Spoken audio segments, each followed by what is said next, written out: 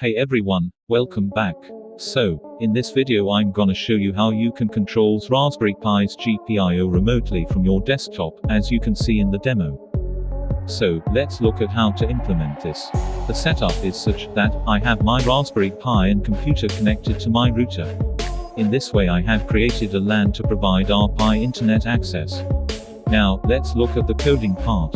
I have a Python script running on Raspberry Pi called server.py.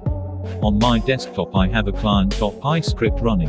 Both of these scripts use socket library of Python to create a TCP connection.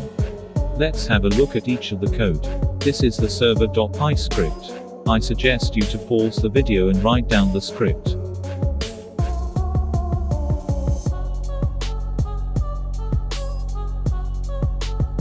And this is the client script running on my desktop. In place of this IP address you're going to put your Raspberry Pi's IP address here. Now, go ahead and run the server script.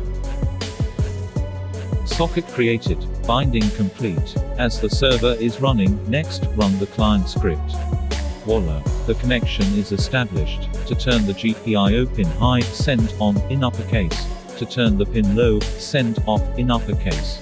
It also responds to invalid commands too. You can also shut down the server by sending a kill command.